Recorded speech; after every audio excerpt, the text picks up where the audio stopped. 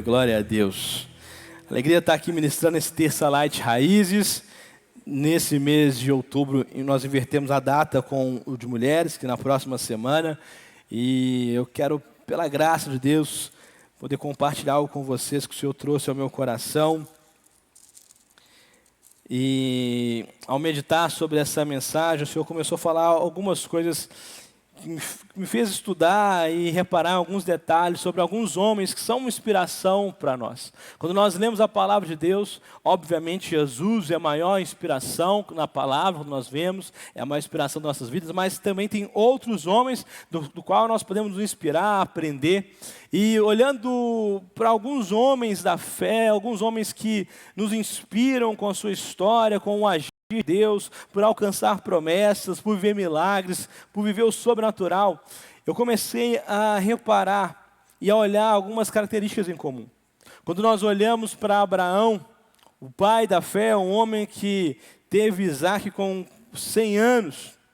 Quando nós olhamos para Josué e Caleb, o pastor Mateus até ministrou sobre eles esse domingo, após todo o tempo no deserto, porque primeiro em Números 13, 14, eles veem a terra prometida, mas eles só vão alcançá-la praticamente 40 anos depois, ali 45 anos depois.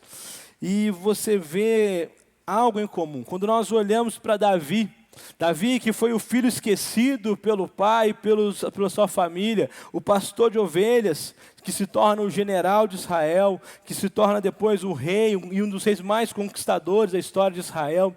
Nós enxergamos alguns pontos em comum. Nós enxergamos algumas atitudes, nós percebemos um ciclo que eles seguiram para alcançar aquela promessa, para alcançar aquela palavra de Deus, para viver o milagre sobrenatural. E é muito nítido perceber algumas atitudes como declaração, visualização, persistência, memoriais de fé. E diante disso eu quero compartilhar com vocês essas atitudes, trazendo a luz da palavra para que possamos trazer para nós, porque não podemos ser ingênuos de achar que tudo que está se repetindo é só coincidência.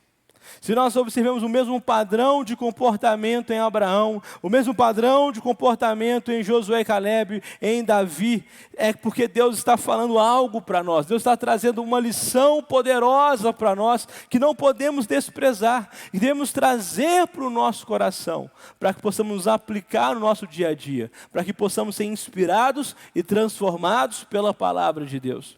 E diante disso eu quero falar sobre algumas características que nós podemos perceber nesses grandes homens de Deus.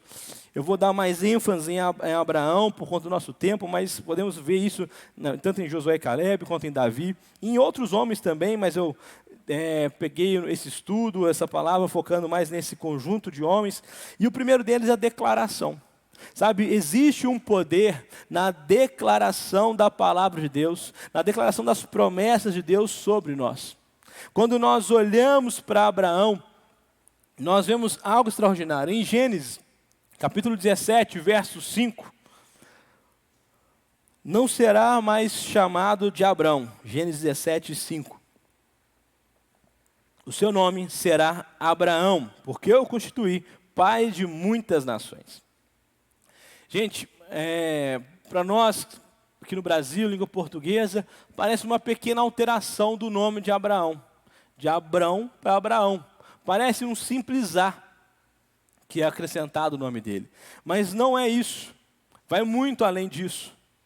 Naquela época, naquele momento, o nome dizia muito sobre a identidade. Não havia nome e sobrenome. Era a genealogia e os pais escolhiam o nome conforme o destino que eles queriam dar para os seus filhos. O nome representava muito de quem a pessoa era, as características dela. Então Deus, ele muda o nome de Abraão para Abraão, e não é só mais um A que ele coloca. E Abraão, ele toma tanta posse dessa mudança de nome, que ele começa a declarar de forma ousada, dizendo a todos que não é mais Abraão, mas que ele é Abraão. Mas o que você quer dizer com isso, pastor? É que Abraão, só com um A, significa quem exalta o pai. O pai dele falou assim, você vai exaltar a mim. Mas agora, quando Deus fala que não é mais Abraão e Abraão, no original tem um Abraham, significa que agora ele é pai de multidões. Agora o nome dele não é mais, ele não representa mais uma pessoa que exalta, sim, um pai de muitas nações ou um pai de multidões. E Abraão leva tão a sério a promessa de Deus, que ela se torna a sua identidade. Abraão, ele tomou tanta posse daquela palavra, que aquela palavra se tornou ele. Aquela palavra se tornou a sua identidade. E agora, um homem de 75 a 85 anos, a estimativa nesse momento, ele começa a andar, e ele vai lá na mercearia comprar ração para o seu gado, e ele fala: ó Abraão, não, agora eu sou Abraão. O que ele quer dizer, porque no português você pensa só no nome comum, mas ele quer dizer o seguinte: chega lá, pai, quem exalta o pai? Não, agora eu sou pai de multidões. Pô, esse cara é maluco. A esposa dele é estéril. Ele agora já está naquela idade que, assim, né, é o duplo milagre. Ele tem que orar primeiro para subir, para depois Sara engravidar.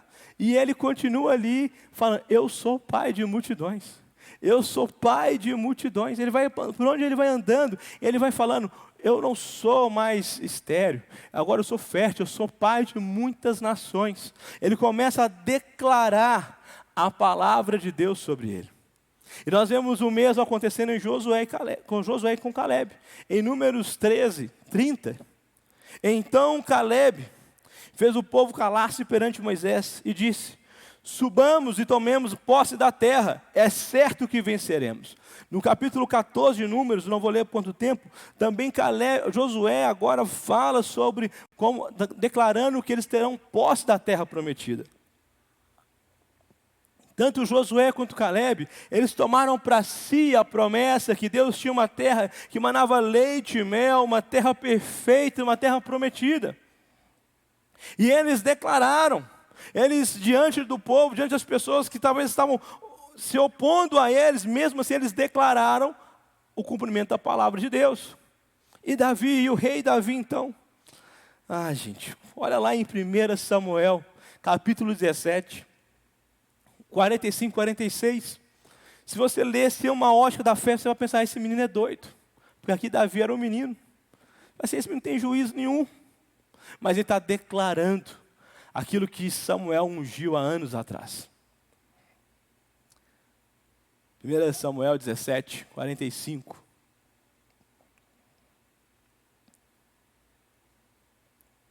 E Davi disse ao filisteu: você vem contra mim com espada e com lança e com dardo, mas eu vou contra você em nome do Senhor dos Exércitos, Deus dos Exércitos de Israel, a quem você desafiou. 46.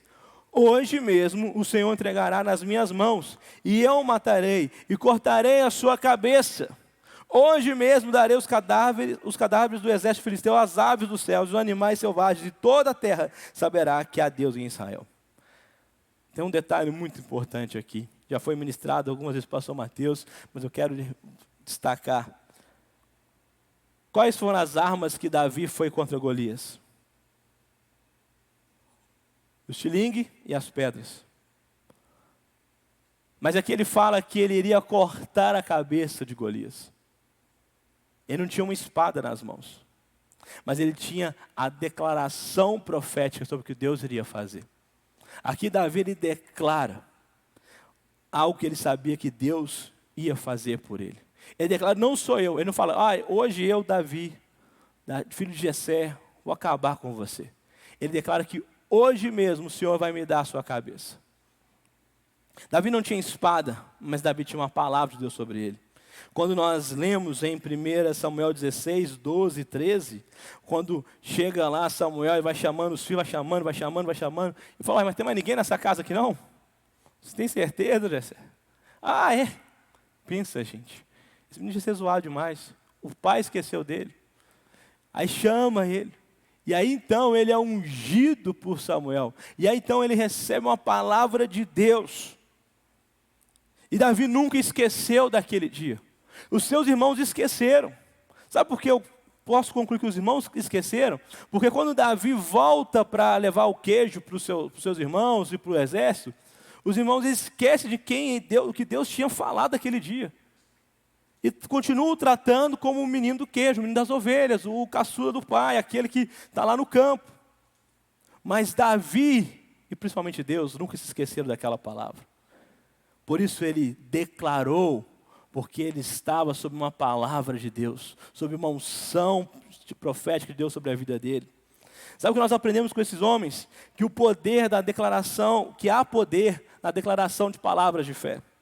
Não é energia positiva, não é positivismo, não, mas é a palavra de Deus. É o poder de declarar a palavra de Deus. Veja que todos os 3 casos que eu citei aqui, eles não declararam sobre o que eles achavam. Eles não declaravam sobre o que eles sentiam. Eles declararam sobre uma palavra que eles receberam de Deus. Abraão declara que ele é Abraão, depois que Deus fala, eu te farei pai de multidões. Josué e Caleb declaram isso após Moisés dizer, vão olhar a terra que Deus nos deu. Davi diz que vai ter a cabeça dele, depois de algum tempo atrás, ser ungido por Samuel. Por isso que é importante trazer que a declaração de palavras de fé é pautada na palavra de Deus. E é algo muito importante, nós trazemos para o nosso coração, que Paulo nos escreve na sua carta a Coríntios, 2 Coríntios 4:13. Esse texto tem que decorar, meu irmão, você tem que escrever, talvez no espelho lá do seu banheiro, colocar no parasol do seu carro lá, você tem que trazer para si, que é um texto riquíssimo, com toda a palavra mas veja só, 2 Coríntios 4:13, está escrito, criei, por isso falei. Com esse mesmo espírito de fé, nós também cremos e por isso falamos. Você precisa de crer no poder que há em Deus, crer na palavra de Deus e declarar e falar. Mas existe um ponto muito importante para que isso possa ser sustentado na sua vida. Para ter fé, para declarar, eu preciso ter uma vida com a palavra de Deus. Veja em Romanos, capítulo 10, verso 17. Consequentemente, a fé vem por ouvir a mensagem. E a mensagem é ouvida mediante a palavra de Cristo. Ou seja, o primeiro ponto que eu quero trazer, que nós temos em comum aqui, que é a declaração de palavras de fé, é que nós precisamos de ter uma vida diária com a palavra de Deus. Sabe, quando você por que é muito importante? Quando você mergulha na palavra de Deus, ela vai trazendo vida para você, ela vai alimentando a sua fé. Se você está no caso, talvez, de esperando por um filho, orando para ter um filho, você vai ver tantos casos de Deus transformando pessoas estéreis em férteis. Se você está passando por um desafio na sua vida sentimental, você vê Ruth, uma viúva pobre, forasteira, sendo resgatada. Se você passa por momentos desafiadores financeiros, você vê como que Deus transforma a história de Israel quando eles vão ao Egito e encontram José ali, no momento certo para trazer provisão. Se você passa por perseguições, você traz esperança quando você lê o livro de Daniel. Qual seja o momento da sua vida, a palavra de Deus vai trazer vida e esperança. Por isso precisamos de meditar nela dia e noite, trazer para nós Josué, que é um dos exemplos que eu estou dando essa palavra. Ele nos escreve em Josué 1:8. Não deixe falar as palavras deste livro da lei, e de meditar nelas dia e noite, para que você cumpra fielmente tudo o que nele está escrito. Só então, não é só declarar, você precisa de alimentar da palavra, porque ela vai alimentar em você a declaração. Só então os seus caminhos prosperarão e você será bem-sucedido. Você quer avançar, você quer conquistar, você quer viver o sobrenatural, é necessário meditar na palavra de Deus. É necessário declarar as promessas de Deus. É necessário trazer de forma prática, você ler a palavra e deixar ela ler você. Sabe, é muito importante quando você lê a palavra de Deus e deixa a palavra transformar a sua vida, ela vai aumentando a sua fé, vai alimentando a sua fé para que diariamente você possa ler a palavra e declarar as promessas de Deus sobre a sua vida. Sabe, nós estamos há praticamente, eu não sei se é mais ou exato 2 anos, orando toda sexta-feira, a equipe pastoral e alguns irmãos supervisores. Mas, queridos, desde quando o Senhor trouxe isso no nosso coração para orar, toda sexta-feira nós não deixamos de declarar. Senhor, nos dê um local de milhões para a gente ser uma igreja bonita, um prédio bonito, famoso. Não. Nos dê um lugar de milhões, um local de milhões, para que possamos ter uma igreja de milhares. E nós declarávamos. E sabe o que acontecia a cada sexta-feira? Não aumentou 1 milhão a mais na conta, não. Podia, né? Imagina se cada mês aumentasse 1 milhão, Túlio. Ia ter uma boa dor de cabeça. Como investir esse dinheiro? Mas não aumentou. Mas nós não paramos. E não chegou aos milhares ainda. Mas nós não paramos. Mas sabe por que nós não paramos? Porque a palavra de Deus nos aponta para orar por isso. E sobre nós como igreja, nós recebemos várias palavras proféticas que isso é uma realidade. Então nós orávamos sobre a palavra que nós recebemos de Deus e sobre a palavra de Deus. E já estamos vendo o cumprimento de parte dessa promessa. O local já está sendo construído a todo vapor. Eu acordo pensando em obra, como pensando em obra, durmo pensando em obra. A Poliana um dia fala assim, daqui a pouco você vai morar lá. Mas nós estamos vivendo esse sonho. Nós como igreja estamos vivendo esse sonho, transpirando esse sonho. Só que ele é uma parte, não é tudo. Não é só sobre um local. É muito além. É sobre um projeto de Deus, sobre uma palavra de Deus. Sobre ser luz, ser referência, um projeto apostólico, sobre milhares de pessoas encher uma igreja, não, é muito além disso, são milhares de pessoas sendo salvas, curadas, transformadas, restauradas, libertas, tendo Jesus como único Senhor e Salvador, transformando a sua vida e a sua família. É sobre isso que nós oramos. E hoje nós vemos a pequena nuvem, e está chegando o dia de ver a grande chuva. Mas, queridos, nós precisamos de, então, crer e por isso falar. Sabe, nós temos que trazer para o nosso coração, nos inspirando em Abraão, em Josué, em Caleb, em Davi, crer e por isso declarar as palavras de Deus, as promessas de Deus. Sabe, seja ousado, seja tomado por fé. Mas não podemos ficar somente no campo da declaração. Aí vem o segundo passo. A visualização. Primeiro Abraão, Josué, Caleb, Davi, eles declararam a promessa de Deus. Agora vem o ponto de visualizar a promessa de Deus. Nós precisamos de ver o que Deus já viu. Em Gênesis 15, 5, o Senhor falando com Abraão, aqui ainda é Abraão, levando para fora da tenda, disse: olhe para o céu e conte as estrelas, se é que pode contá-las. E prosseguiu: assim será a sua descendência. Após declarar, nós precisamos de visualizar. Queridos, tem um livro que eu já li 2 vezes, estou querendo ler pela 3ª vez agora, que é A Quarta Dimensão. Pastor David Pong Show. Quem aqui já leu esse livro? Levanta a mão.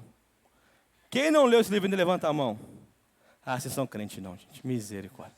O pastor tem que trazer ele para lá de Store. Mari, fica no pé do pastor Matheus para trazer esse livro para lá de Store. Todo líder de célula tem que ler esse livro para ficar grávido da multiplicação. Sabe, esse livro, gente, ele me marcou tanto. E o ponto que eu quero trazer, encaixando esse ponto de visualizar, tem um momento em que o pastor David Pong Show, ele está se preparando para ministrar na sua igreja, e ele percebe em Deus que ele deve mencionar algo específico que Deus está fazendo com ele. Então ele sobe para pregar. Coreia, pós-Segunda Guerra Mundial, devastada, pobre, pega esse detalhe. E ele fala que Deus o abençoou com uma escrivaninha, uma máquina de escrever e uma bicicleta. Para nós parece algo muito simples hoje, mas nós temos que olhar no contexto dos anos 60, pós-Segunda Guerra Mundial, um país que passava fome. A bicicleta é como se fosse ter um carro elétrico hoje. Essa é a proporção, literalmente. Uma máquina de escrever, não sei nem se um MacBook Pro chegaria perto. Essa era a oração desse naquela época, jovem pastor. E aí ele fala isso. A igreja fica, ó, fica assustada. Eu esqueci o nome da... A Porsche lançou um carro automático agora. Está dando até dor de cabeça a Porsche. Esqueci o nome dele, que é... o nome fugiu. Ele é quase 700 mil reais. Imagina o pastor Matheus chegando aqui falando, gente, Deus me abençoou com esse carro. Nós vamos ficar felizes da vida. Mas eu falo assim, pastorzão, vamos dar uma volta, né? Vamos até lá, Lagoa Santa, ali que dá para pisar um pouquinho. Vamos lá. E eu ia querer dar essa volta com ele. E eu acho que foi isso que o povo pensou lá da igreja do Punk Show. E eles foram lá. Eu devo estar lá um dia, bate na porta dele, quando ele abre a porta, o povo da igreja. Ele falou, o que vocês querem? A gente quer ver a escrivania, quer ver a máquina escrever e quer ver essa bicicleta sua. Aí, ele, só um minutinho, ele fecha a porta e fala, Deus, o que eu falo agora? Porque o Senhor falou para eu declarar aquilo que o Senhor ia me dar. Aí Deus fala com eles, você vai abrir a porta, vai falar para eles olharem, eles vão ver nada, e você vai falar o seguinte, está aqui minha escrivaninha, está aqui minha máquina de escrever, está aqui minha bicicleta. Vocês não estão vendo, mas eu estou vendo, porque eu estou grávido deles. O povo ficou maluco, esse cara é maluco, tem que internar esse coreano, internar esse China aí. E aí, pouco tempo depois, de formas milagrosas, a escrivania vem, a máquina de escrever vem, e a bicicleta, que eu não me lembro a marca, mas era uma marca até, acho que, conhecida, não sei se era Philips, alguma coisa assim, ou Mitsubishi, ele recebe, ele ganha. E ele fala para a igreja, vocês podem vir ver agora, porque nasceu aquilo que estava grávido há um tempo atrás. E esse é um testemunho de tanto impacto, que vai impulsionando aquela igreja, e ela vai crescendo, e vai se tornando a maior igreja do mundo por muitos anos. Por mais de uma década. Se não me engano, acho que 2 décadas, se torna uma das maiores igrejas do mundo. E nós aprendemos com esse grande homem de Deus, que nós precisamos de ficar grávidos das promessas de Deus. Nós precisamos de visualizar o que Deus já viu. E isso acontece quando nós estamos em comunhão com o Espírito Santo. Ele nos leva a momentos criativos. Eu vejo pessoas falando que não conseguem ter criatividade, tem uma dificuldade. E eu fico pensando, gente, nós temos a principal fonte de criatividade está na Trindade. E Deus, ele vai trazendo esses insights para nós. Mas aí eu ponto como aplicar, como então eu posso visualizar aquilo que Deus, as promessas e as palavras, as promessas, palavras proféticas de Deus para a minha vida. Uma vida de oração firme e experiência com o Espírito Santo. Ele vai abrindo nossa mente, vai transformando. E nós começamos a pedir, Senhor, me ajude a ver aquilo que o Senhor já viu. Me ajude a ver a minha célula como o Senhor já vê. Me ajude a ver o meu casamento como o Senhor vê. Me ajude a me ver eu mesmo como o Senhor me vê. E para isso nós temos que ter a mente de Cristo para depois ter a visão de Cristo. Em Romanos 12, 2, fala para renovar a nossa mente. E quando nós renovamos a nossa mente, primeiro você enxerga com o cérebro, depois com o olho, sabia disso? A sua mente enxerga primeiro. Então nós precisamos primeiramente ter a mente de Cristo, para ter a visão de Cristo. Então eu tenho que trazer a mentalidade da palavra de Deus, a mentalidade de Cristo, para eu poder ver como Cristo vê. E aí eu vou ver com mais compaixão, eu vou ver com muito mais amor, eu vou ter muito mais ações de fé, eu vou ter muito mais generosidade, eu vou ter muito mais atitudes alinhadas com a palavra. E isso é uma vida de oração e comunhão com o Espírito Santo. Porque vai trazendo esse senso criativo. Queridos, às vezes eu acho que eu sou um pouco doido. A gente vai fazer os nossos alvos para todo ano, e eu coloco alguns alvos ousados. Muitos deles já se concretizaram, outros ainda não. Mas eu vou guardando. Eu guardo o papel de 22, de 23, porque eu creio que uma hora eles vão acontecer.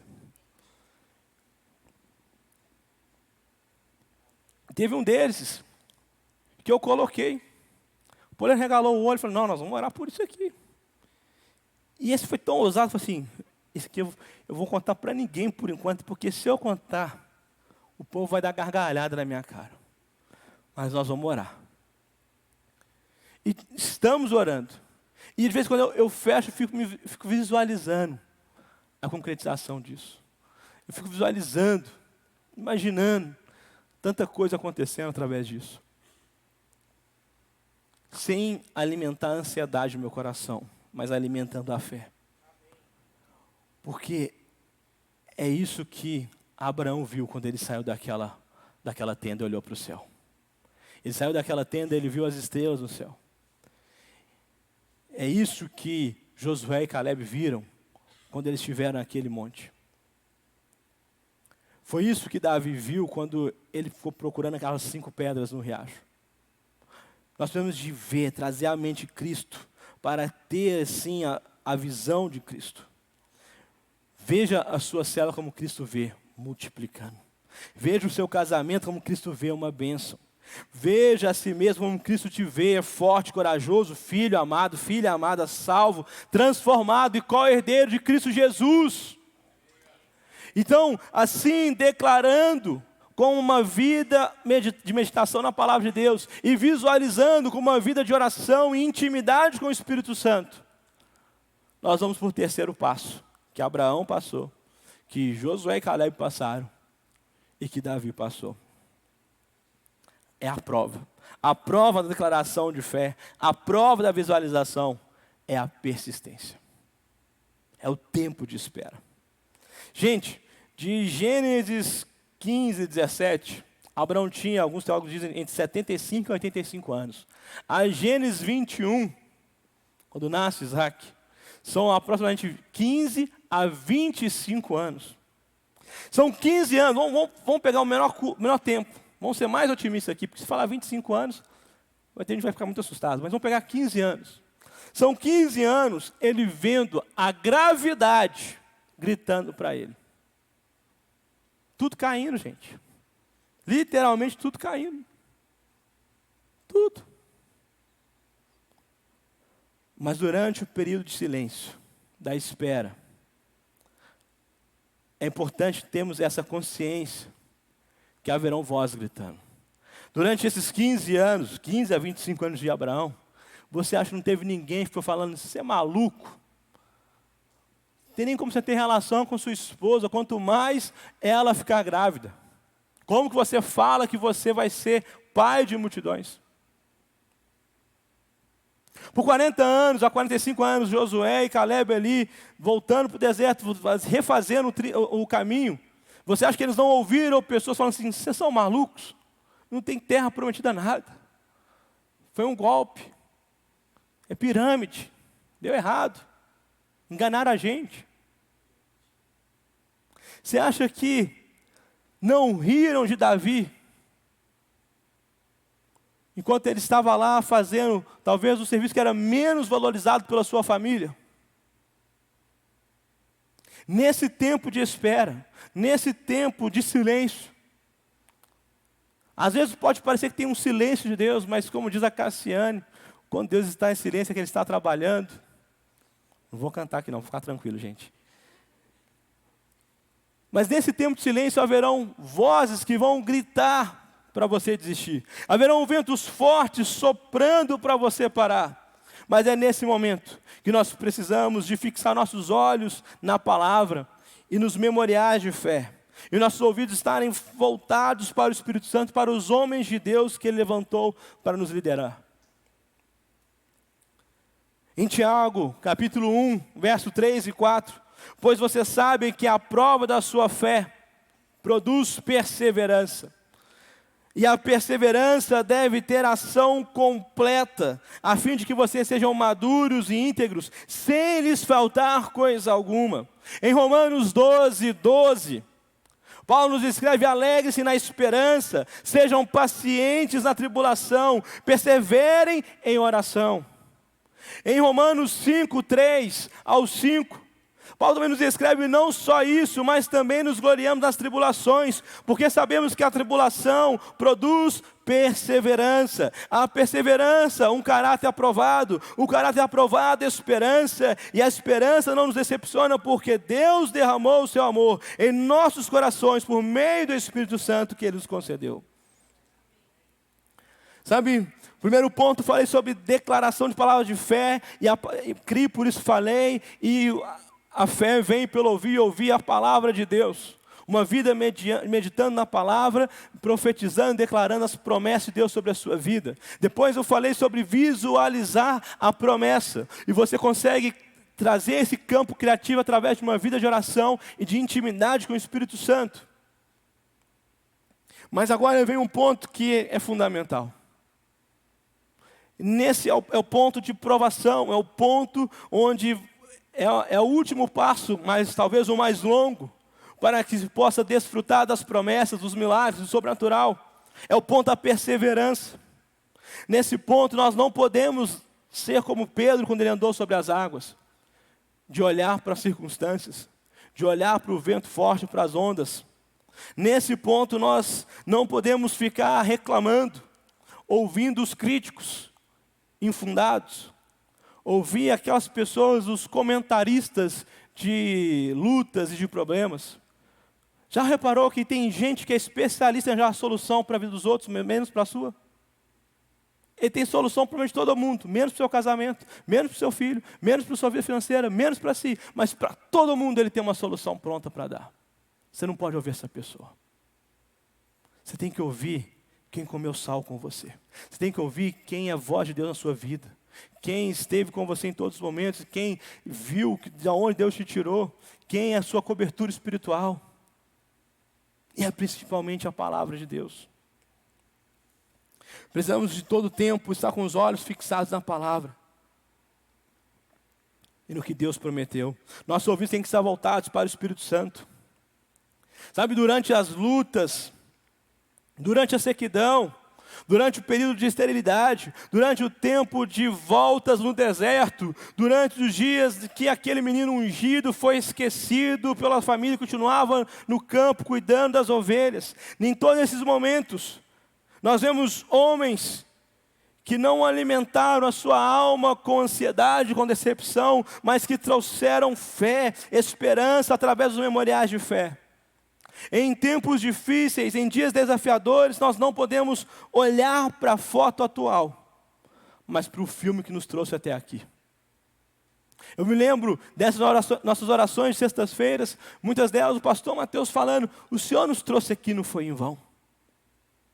Eu lembro dele trazendo orações sobre toda a nossa trajetória como igreja. Desde lá quando a igreja do pastor Geraldo nos emprestava para a gente fazer as nossas reuniões, depois para a escolinha no Cidade Nova, depois para a quadra aqui no Palmares, para 18 de julho até aqui. Não foi em vão que o Senhor nos trouxe. Essa é muitas das nossas orações. Nós precisamos, em dias desafiadores, não olhar para a foto atual, mas olhar para o filme que te trouxe até aqui. E que não é o seu fim, ainda está no começo, tem muitas temporadas dessa série para acontecer. Nós precisamos, em dias onde talvez o silêncio está reinando, lembrar de onde Deus te tirou, o que Ele já fez, e encher o seu coração de fé e esperança para o que Ele ainda fará. Precisamos de trazer ao nosso coração, à nossa mente, aquilo que nos traz esperanças, nossos memoriais de fé, e continuar persistente. Sabe, Abraão continuou por 15 ou 25 anos, dizendo para si mesmo e para todos, eu sou pai de multidões. As promessas de Deus formam a nossa identidade. Abraão entendeu isso e pôde desfrutar de ter Isaac nos seus braços. Sabe, nós podemos todas as coisas em Cristo Jesus. O Senhor irá fazer infinitamente mais. Em momentos desafiadores, você tem que trazer a palavra de Deus, você tem que trazer os memoriais de fé para o seu coração e começar a anotar, escrever, colocar em outros lugares para você ver e lembrar de tudo que Deus fez na sua vida. E aí, quando todos menos esperam, vem o de repente, né? Tem gente que fala, de repente algo aconteceu. E não foi de repente. Nada é de repente, né, queridos? Mas para isso, há uma caminhada, há um ciclo. Por isso que é importante trazer para o nosso coração a declaração, a visualização e a persistência. Sendo fiel, constantemente, continuamente, mesmo que a chuva não venha, mesmo que os resultados continuem negativos, mesmo que talvez a situação profissional naquele momento ainda não mudou, mas nós precisamos de declarar, de ter visualização, palavras proféticas, oração e ter atitudes alinhadas com a nossa fé, de ter atitudes alinhadas, ser persistente, de não dar ouvido às circunstâncias, de não dar ouvido aos ventos, de não olhar para aquilo que todo mundo está olhando, mas olhar para aquilo que Deus mandou você olhar, os memoriais de fé. Olhar de onde Deus te tirou. Olhar, sabe, o que Deus já fez na sua vida, no seu casamento. Ver o que Deus o que Ele já gerou em você, os frutos sobre a sua vida. Isso vai trazer esperança.